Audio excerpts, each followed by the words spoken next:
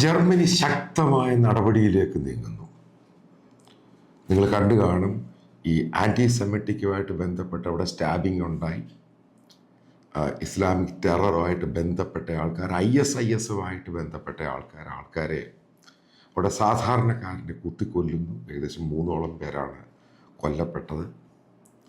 പിന്നീട് അവിടെ ഉണ്ടായത്, അവിടെ വലതുപക്ഷ രാഷ്ട്രീയം, ഫാർ റൈറ്റ്, അവർ പ്രാദേശിക ഇലക്ഷനിൽ വലിയ ഭൂരിപക്ഷത്തോടു കൂടി അധികാരത്തിൽ വന്നു. അതിൻ്റെ ഭാഗമായിട്ട് ജർമ്മനിയുടെ ബോർഡർ മുഴുവനും കംപ്ലീറ്റ് ആയിട്ട് അങ്ങ് സീൽ ചെയ്തു. അവിടെ മറ്റുള്ള രാജ്യക്കാർ പ്രോപ്പറായിട്ട് ഡോക്യുമെൻറ്റേഷൻ ഇല്ലെങ്കിൽ വരാൻ പറ്റത്തില്ല. അതേപോലെ തന്നെ അസൈലം സീക്കേഴ്സായിട്ട് ഡീറ്റെയിൻ ചെയ്തിട്ട് ക്യാമ്പിലുള്ള പല ആൾക്കാരെയും തിരിച്ചു വിട്ടു, ഡീപ്പോർട്ട് ചെയ്തു. മുസ്ലിം മതസ്ഥാപനങ്ങളുമായി ബന്ധപ്പെട്ട സംഘടനകൾ, ഹാംബർഗിലുള്ള അവരുടെ 8ഓളം ഓഫീസുകൾ അടച്ചുപൂട്ടി. റോഡിൽ കൂടെ പോയിക്കൊണ്ടിരുന്ന ആളുകൾ, അതായത് ബസ് സ്റ്റാൻഡിൽ ബസ് കാത്തു നിന്നവർ, ബസ്സിൽ യാത്ര ചെയ്തവർ, ഇതിനെപ്പറ്റിയൊക്കെ വീഡിയോയും ഡീറ്റെയിൽ റിപ്പോർട്ടും വന്നുകൊണ്ടിരിക്കുകയാണ്. അവരെ ചെക്ക് ചെയ്യുന്നു, കയ്യോടെ അവരെ വീട്ടിൽ സാധനം എടുപ്പിക്കുന്നു, അപ്പോഴേ ഡീപ്പോർട്ട് ചെയ്യുന്നു. ഡീപ്പോർട്ട് ആ രാജ്യങ്ങളുമായിട്ട് സംസാരിച്ച് ഏറ്റവും കൂടുതൽ സിറിയെന്നും അറബ് രാജ്യങ്ങളതാണ് ജർമ്മനിലോട്ട് വന്നിരിക്കുന്നത് ഇല്ലീഗലായിട്ടും. ഇനി ലീഗലായിട്ട് വന്നവർ, വിസ തീർന്ന് കിടക്കുന്നവർ, അവരെയും ഡീപ്പോർട്ട് ചെയ്യുക. വളരെ ശക്തമായ നടപടിയാണ് എടുക്കുന്നത്. മനസ്സിലാക്കുക, മുസ്ലിം എന്നുള്ള പേര് കേട്ടാൽ തന്നെ ജർമ്മനി നടപടി എടുക്കാൻ തുടങ്ങി. ആ രീതിയിലോട്ടാണ് സംഭവങ്ങൾ പോകുന്നത്. അവിടെ ഇപ്പോൾ ടൂറിസ്റ്റ് വിസയിൽ പോയി കഴിഞ്ഞാൽ ഇപ്പോൾ പ്രശ്നങ്ങളാണ്. അവിടെ ഇവിടെയൊക്കെ ക്വസ്റ്റ്യൻ ചെയ്യാൻ തുടങ്ങി. ഇതിൻ്റെയൊക്കെ പ്രശ്നം തുടങ്ങിയത് ആരാണെന്ന് അറിയാമല്ല.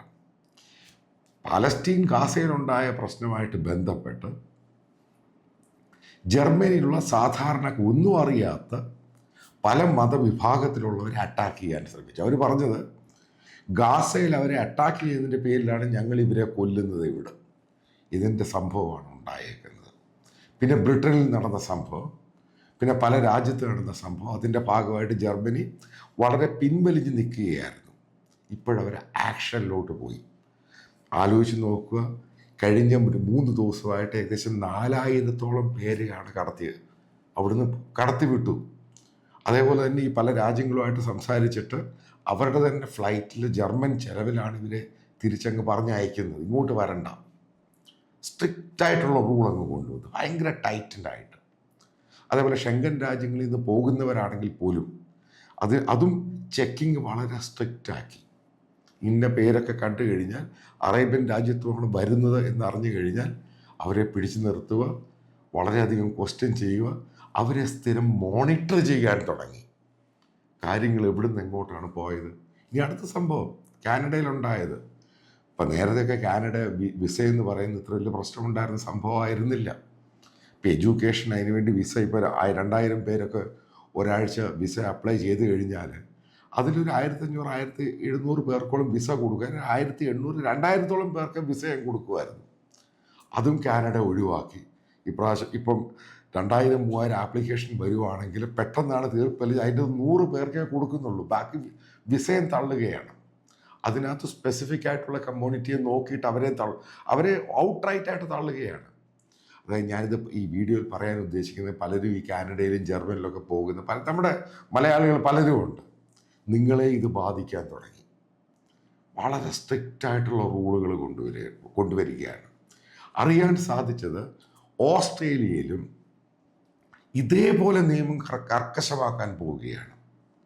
അതായത് ഇല്ലീഗൽ എമിഗ്രൻസ് ആയിട്ട് അവിടെ പഠിക്കാൻ വരികയാണെങ്കിലും, ഏഷ്യൻ രാജ്യങ്ങളിൽ നിന്ന്, ഇന്ത്യയിൽ നിന്നും മറ്റ് പല അറേബ്യൻ രാജ്യങ്ങളിൽ നിന്ന് പഠിക്കാൻ പോകുന്ന വിദ്യാർത്ഥികളുണ്ട്. അവിടെ ഇല്ലീഗലായിട്ട് താമസിക്കുന്നവരുണ്ട്, വിസ എക്സ്പയർ ചെയ്ത് പേപ്പേഴ്സും ഡോക്യുമെൻസും ഇല്ലാതെ. അവർക്കെതിരെ അവർ നടപടിയെടുക്കാൻ പോയി. ന്യൂസിലാൻഡും സെയിം രീതിയിലോട്ട് പോവുകയാണ്. അതായത് മനസ്സിലാക്കുക, ഈ രാജ്യങ്ങളെല്ലാം തന്നെ ഒരു കാര്യം അവർക്ക് പിടികിട്ടി, ഈ രീതിയിൽ മുന്നോട്ട് പോകാൻ പറ്റില്ല. ഇനി അവിടുത്തെ പൊളിറ്റിക്സിലുണ്ടായ മാറ്റം ശ്രദ്ധിച്ചോളൂ. ഇവിടെയൊക്കെ ഫാർ റൈറ്റ് കയറി വരികയാണ്. ഫാർ റൈറ്റ് ഇല്ലീഗൽ എമിഗ്രൻസിനും ഇമിഗ്രേഷനൊക്കെ ശക്തമായ നിയമം വേണമെന്ന് ആവശ്യപ്പെടുന്ന ഒരു ഗ്രൂപ്പായിരുന്നു. പക്ഷെ അവർക്ക് പലപ്പോഴും അവിടെ പാർലമെൻറ്റിൽ അവിടെ ജയിച്ചു വരാനുള്ള സന്ദർഭം കിട്ടിയിട്ടില്ലായിരുന്നു. പക്ഷെ നേരെ തിരിഞ്ഞു അവർക്ക് വലിയ ഭൂരിപക്ഷത്തിലാണ് ജയിക്കുന്നത്. സ്ട്രിക്റ്റായിട്ട് ലോ കൊണ്ടുവരികയാണ്. ഇനി മറ്റൊരു കാര്യം കൂടെ അവിടുത്തെ മീഡിയ, ജർമ്മൻ മീഡിയയിൽ പറയുന്നതാണ് സംഭവം. അതായത് അവിടെയുള്ള മുസ്ലിം സ്ത്രീകൾക്ക് ഈ പർദ്ദയെന്ന് പറഞ്ഞ ചാക്ക് അതുവരെ ബാൻ ചെയ്യാൻ പോകും. നേരത്തെ ഫ്രാൻസാണ് ബാൻ ചെയ്ത് പബ്ലിക് പ്ലേസിൽ ഇതിട്ടുകൊണ്ട് വരരുത്. അത് ജർമ്മനിയിലും ബാൻ ചെയ്യാൻ പോവുകയാണ്. ആ രീതിയിലോട്ടാണ് ഈ കാര്യങ്ങളെല്ലാം കൊണ്ടെത്തിച്ചേക്കുന്നത്. ആര് തുടങ്ങി, എവിടുന്ന് തുടങ്ങി? ഒരു രാജ്യത്ത് പോയി മര്യാദയ്ക്ക് ജീവിക്കേണ്ടതിന് ആ രാജ്യത്തിൻ്റെ നിയമങ്ങളനുസരിച്ച് പോകും. അവനെ കൊല്ലാൻ പോയി കഴിഞ്ഞാൽ അവൻ തിരിച്ച് കയറ്റുപോകും. ആ രീതിയിലോട്ടുള്ള കാര്യങ്ങളിൽ ഇപ്പോഴത്തെ ഒരു പോക്ക്. അതായത് ലോകത്തെ പല രാജ്യങ്ങളും ഈ മുസ്ലിം കമ്മ്യൂണിറ്റിയെ ഏതാണ്ട് ഒഫീഷ്യലി അൺഒഫീഷ്യലി ബാൻ ഈ സംഭവത്തിലോട്ടാണ് പോകുന്നത്. ഞാൻ നേരത്തെ ഒരു വീഡിയോയിൽ പറഞ്ഞു, ഈ രാജ്യങ്ങൾ പലതും ഇസ്ലാമിനെയും ഖുറാനെയും ബാൻ ചെയ്യാൻ പോവുകയാണ്. അതിൻ്റെ തുടക്കം എന്ന രീതിയിലാണ് ഇത്ര സ്ട്രിക്റ്റായിട്ട് അവിടെ സ്കോളേഴ്സിനെ മുഴുവനും പറഞ്ഞയക്കുകയാണ്. പള്ളികൾ അടയ്ക്കുകയാണ്, മദ്രസകൾ കംപ്ലീറ്റ് പൂട്ടി, ഒരു കാരണവശാലും പറ്റില്ല എന്ന് പറയുന്നു. ഇതിൻ്റെയൊക്കെ തുടക്കം ഇവിടുന്നാണ്. ഇനി പഴയുള്ള ചില മദ്രസകൾ മാത്രമാണ് അവിടെ ഉള്ളത്. ബാക്കി മുഴുവൻ ഏകദേശം നല്ലൊരു ജനസംഖ്യയുണ്ട് ജർമ്മനിയിൽ, മുസ്ലിം ജനസംഖ്യ. അവർ സാധാരണക്കാരനായി ജീവിക്കുന്നതിനൊക്കെ ബാധിക്കുകയാണ് ഈ രീതിയിൽ. ഇതാണ് ഇവരുടെ ഏറ്റവും വലിയ പ്രശ്നം.